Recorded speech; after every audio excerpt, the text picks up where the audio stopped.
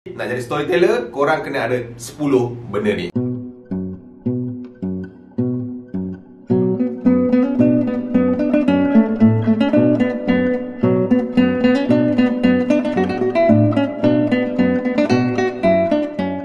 Alright guys, Assalamualaikum, welcome back to my channel. Okay, so hari ni merupakan hari Rabu. Dah sampai Rabu dah kita. So hari ni memang dah lama dalam channel Acap. Diorang mungkin tahu sakit pula hidung kan. Biasalah shoot pagi-pagi ada sedung.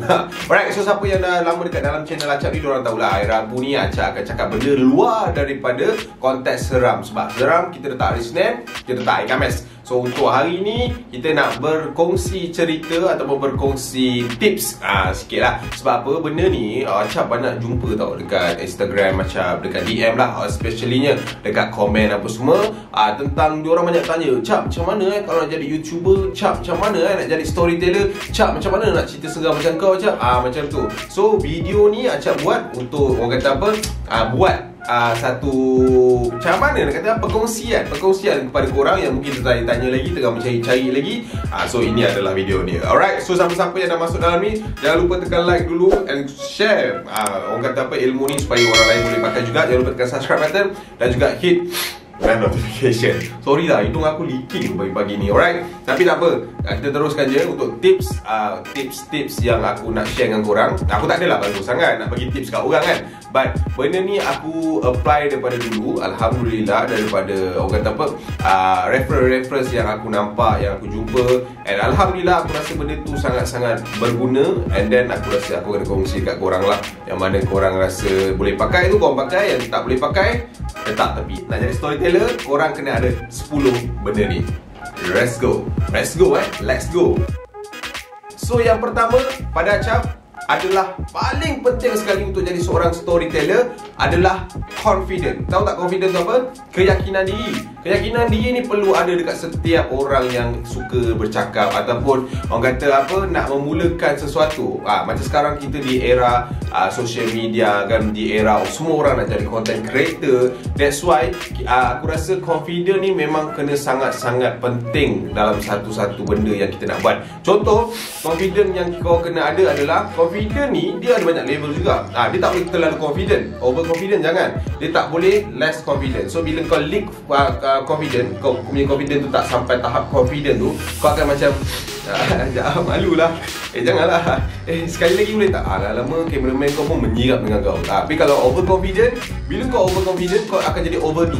Kau akan jadi lebih-lebih. So bila orang tengok, overshare ada ni, macam tu cerita dia. Alright, so bila confident tu letak kat tengah-tengah, kau kena sentiasa be sederhana dan meyakinkan. Tapi yang paling penting sekali, kau kena confident untuk mulakan. Kalau takut nak tengok kamera, tak berani, ada fear tu, pergi lepak depan cermin, borak dengan cermin, and then practice dan mulakan recording. Dan jangan lupa post. Itu penting. Alright, so yang pertama, hang kena ada apa? Confident.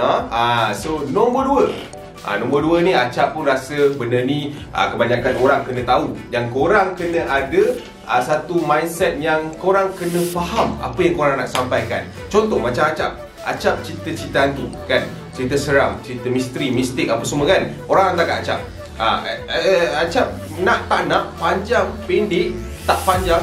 Acap kena baca dulu untuk Acap faham sendiri apa konteks yang Acap nak sampaikan kat korang. Faham tak? Kalau Acap tak faham apa yang Acap sendiri nak sampaikan, dia akan jadi macam ni. Alright guys, cerita pada malam tu dia macam mana nak cakap dia ada satu kayu tau, tapi kayu tu dia bukan kayu sangat dah. Faham tak maksud dia? So bila kau tak faham apa yang kau nak sampaikan, dia akan jadi macam-macam masalah dan mengganggu Pelancaran tu apa? Kelancaran untuk kau deliver something. Macam tu. Alright, so itu tips nombor 2. Fahamkan apa yang awak nak sampaikan. Alright, so bila awak dah faham dengan apa yang awak nak sampaikan, kita pergi nombor 3. Nombor 3 ni apa? Nombor 3 ni senang je, simple. Bila awak sendiri dah faham, tugas awak adalah awak kena buat orang yang tonton awak tu faham. Sebab pemahaman kita kan lain-lain. So nombor 3 ni pentingnya adalah fahamkan audience apa yang awak faham. Contoh, awak baca satu teks, Alright, teks tu cerita dia pasal katanya dia jumpa something keris. Contoh keris lama yang berbentuk seperti satu bilah pisau yang dipotong dua bahagian. So korang faham, aku pun faham kan. Tapi kalau lah katanya pisau tu dia macam ni tau. Faham tak? Pisau tu macam tu. Kau faham tak? Faham tak cerita? Dia akan menjadi macam apa Muhammad dia cakap? Macam tu lah. So maknanya bila kau dah faham teks tu, adalah lebih mudah untuk awak fahamkan konten awak dan juga orang yang menonton konten awak tu tentang apa yang awak cuba sampaikan. Lepas kau dah faham, dia dah faham, macam mana nak buatkan kedua-dua ni faham. Alright. So ada orang yang boleh buat kerja tanpa skrip. Dia orang langgar je. Maksudnya dapat teks, baca sekali terus jalan.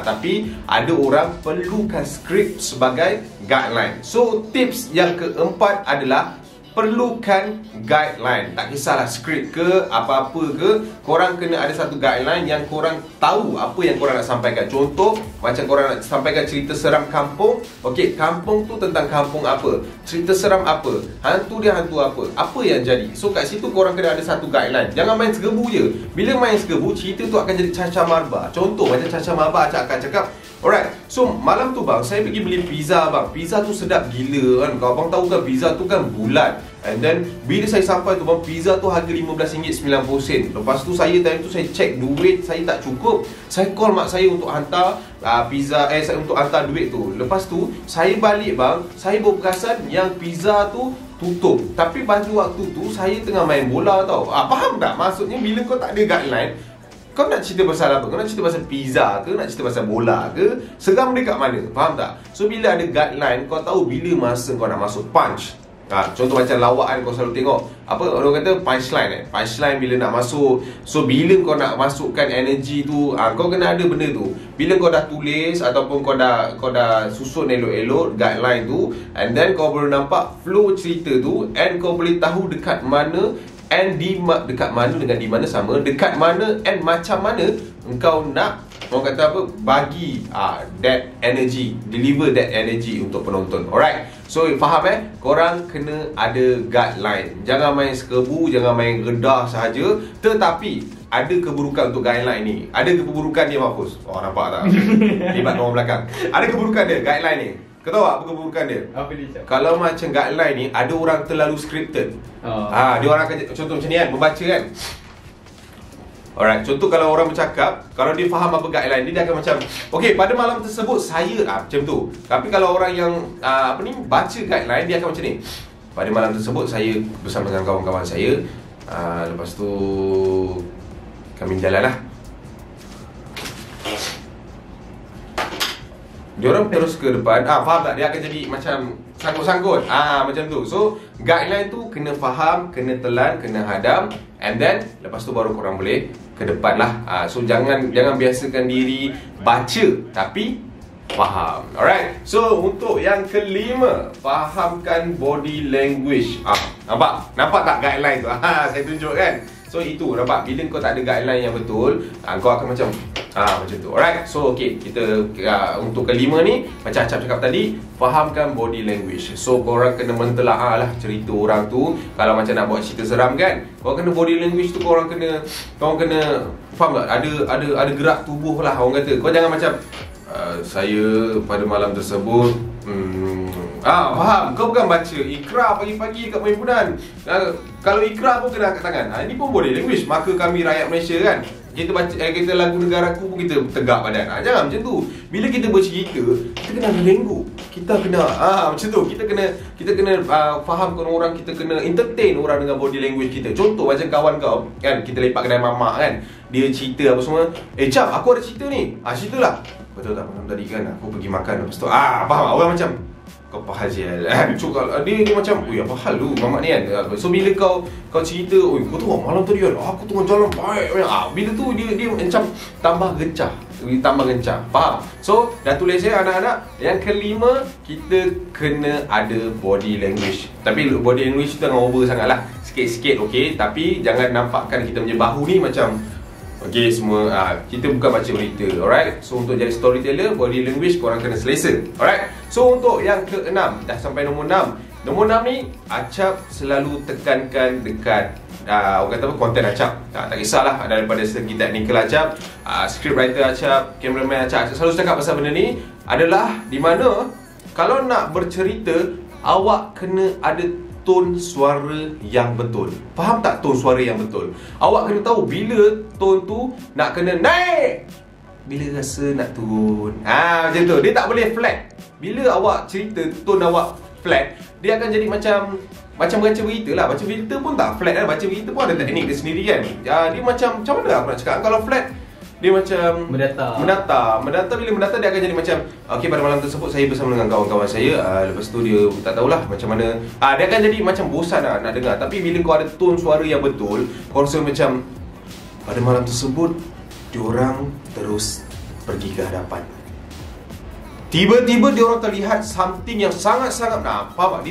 Dia ada satu mood yang bila tone tu datang, tone tu dah menggambarkan emosi tu, tone tu yang menggambarkan flow cerita tu. So dekat situ kau boleh convincekan orang, and then kau boleh buat orang rasa apa yang kau nak orang rasa dengan apa yang kau nak sampaikan. Alright. So tone suara kena tahu bila nak naik, bila nak turun. Itu pentingnya tadi.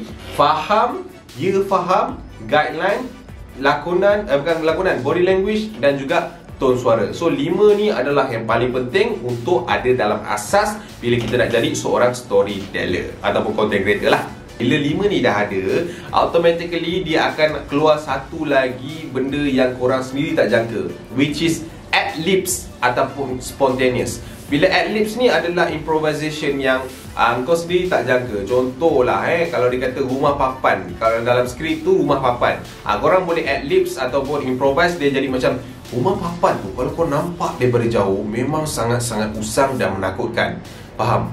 Dia punya dalam skrip cuma rumah papan, tapi bila kau cakap, kau improvise untuk dapatkan lagi mood tersebut. Alright. So improvise dan spontaneous lah. Spontaneous ni adalah di mana something yang luar kawalan dan juga tak dirancang. Tak kisahlah apa-apa pun, mungkin time tu kau tengah cakap kau terlanggar mic kan.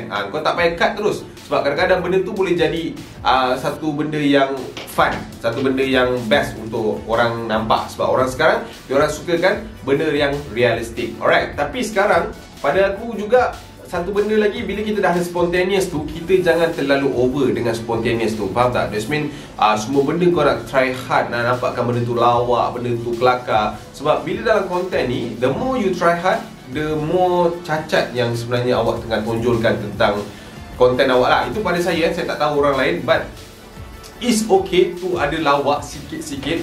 But bila nampak, bila terlalu banyak, dia will be macam annoying lah kot kan. Pada aku dia macam annoying sikit lah. Pada aku lah, tak tahu orang lain. Tapi pada aku, jangan terlalu mencuba dan jangan terlalu try hard. Just be natural, and then benda tu akan sampai slowly. Alright. So yang ke berapa dah? Ke-8. Ke-7 ke-8?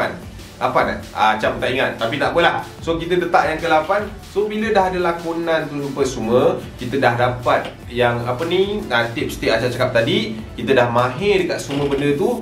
Korang kena jangan sombong. Sombong maksud Acap apa? Bila dah tahu semua benda tu, korang sebenarnya kena keep practicing.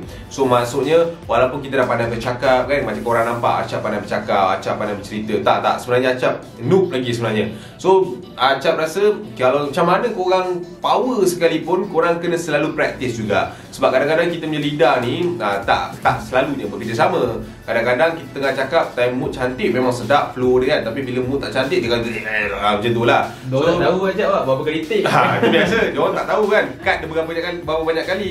So benda tu biasa. Bila kita shoot benda ni, dia tak ada pun sekali macam terus cantik. Tak. Dia memang ada cut jap macam ni, behind the scene tak jadi. Itu biasa. So korang kena keep practicing. Alright. Supaya kita boleh minimizekan cut tu, ataupun kita boleh menyenang dan mempercepatkan proses kerja kita. So lepas korang dah selalu practice, korang kena selalu tengok reference korang. Contoh macam Acap sendiri, reference Acap suka content creator macam Abang Casey Champion lah. Of course, daripada dulu lagi Acap cakap, kalau cerita seram, delivery cerita yang Acap memang suka, KC Champion. Acap memang sangat-sangat mentelaah cara dia bercakap, tone suara dia, dia punya segi intonasi, badan language dia memang Acap memang suka sangat-sangat. Tak tahu nak cakap apa lah. But memang KC Champion tu memang Acap punya reference daripada dulu lagi sampai sekarang. Alhamdulillah dia banyak ajar Acap. And korang pun Acap tahu ada reference. Ada yang mungkin minat Ide Ramli, Caprice, siapa lagi yang suka bercakap ni, Naufal Isa, Inch Lebah ke, ataupun siapa-siapa je lah, storyteller ataupun motivator dekat luar sana. Kalau korang suka dengan apa yang diorang buat, jangan tiru bulat-bulat, tapi ambil macam mana lenggok diorang, how diorang bercakap, how nafas kontrol diorang, macam mana diorang pronounce, suara naik tinggi, teknik tu ambil, tapi identity tetap yourself. Alright, so dekat sini bila kita ada reference, dekat situ kita tahu dekat mana kita nak build, kita nak bina identity kita sendiri. Faham? Kita jangan ikut orang pula. Kau jangan ikut bila macam KC Champion kan, selamat malam pendengar-pendengar, macam tu kan. Kau macam aku pun tak ikut macam dekat Abang KC buat. Tapi apa yang Abang KC buat, dia banyak mengajar saya untuk saya bina identity saya sendiri. Alright, so yang terakhir yang ke-10 ni. So bila kita dah buat semua, kita dah confident, kita dah belajar, kita dah tahu macam mana nak bercakap, kita dah record video apa semua kan, kita kena post video tu. Kita jangan dok confident, dah berani apa semua, dah record dah ni kan, dah record, dah settle apa semua, tapi at the end bila dah post, takutlah Abang Acap, takut nanti kena kecam lah Abang Acap, nanti orang tak suka macam mana. Hey macam pergi mampus dengan mulut orang. Siapa tu? Tu Dika. Memang kena pakai terms tu. Dalam social media, korang kena ada sifat pergi mampus dengan mulut orang. Maksudnya, pergi mampus ni jangan salah guna terms tu. Pada Acap, pergi mampus dengan mulut orang yang Dika selalu cakap tu adalah yang positif kita kena ambil, yang negatif kita kena belajar. Tapi jangan disebabkan negatif tu kita berhenti apa yang kita kejar. Faham? Get it? Alright? So jangan 10 orang datang komen, 9 kata best, 9 kata gempak, 9 kata suka. Bila seorang ni kata, apa sih cakap mengepek-ngepek, kau dah dengar bang, ada seorang bang cakap saya tak best bang. Dan 9 orang tu macam mana? Yang suka tu adil ke untuk diorang? Alright? So korang kena fikir, bila kita post konten, kita memang tak boleh nak puaskan semua hati orang, tapi kita kena faham yang dalam dunia ni mesti macam mana hello, baik. Ustaz David Liu tu pun ada haters. Kau bayangkan macam mana pula kita yang bercerita benda-benda yang tak kisah apa yang korang nak cerita kan nanti. So kita kena faham benda tu. Dalam dunia ni tak semua orang suka kita, mesti akan ada haters, mesti ada orang nak tengok kita jatuh, and memang akan ada orang tak senang dengan apa yang kita buat. Tapi kita jangan lupa, kita masih lagi ada orang yang sayang, ada yang orang yang suka. So korang do appreciate siapa yang sayang, siapa yang suka, sambil belajar daripada mereka yang tak suka. Sebab apa? Pada Acap lah, kalau dalam social media ni tak ada haters pun tak best juga. Sebab diorang yang menyedarkan kita apa yang perlu kita perbaiki and menambah baik. So asyik-asyik kena puji je kan. Hari-hari kita makan manis pun boleh kena kencing manis tak? So kita kenalah ambil pahit-pahit ni sikit. Alright? So itu je kot Acap rasa 10 tips yang Acap nak kongsi dengan korang. Nampak tak? Poyo kan Acap ni kan? Acap nak bagi tips. Tak adalah. Ini kita sama-sama belajar. Acap just nak share je dengan korang apa yang Acap tahu, Acap boleh share. Acap pun gagap-gagap lagi sekarang, bukan power sangat pun. And satu lagi, Acap lupa nak cakap tadi pasal apa. Oh okay, dah ingat. Okay, bila kita dah post kan, jangan sekali-kali korang bila dah post tu korang terus target macam okay, kita tengok reference kita. Macam contoh korang tengok aku kan, korang tengok macam weh Acap ni kan sekali buat 40k, 50k orang tengok, aku buat tak sampai pun macam tu. Jangan macam tu. Kita lain, kita tak sama. Kita jangan macam tu. Kita as starter, kita kena sedari kita ni starter. Sebab apa? Itu yang Acap letak dulu. Dulu 5 tahun sebelum ni Acap pernah ada dekat tempat korang juga. Acap just letak mindset, Daniel Zamri cakap dengan Acap, letak mindset dalam diri kau Acap as a starter. Contoh, kau buat video sebelum ni kosong view, kau buat video tiba-tiba ada 30 orang tengok.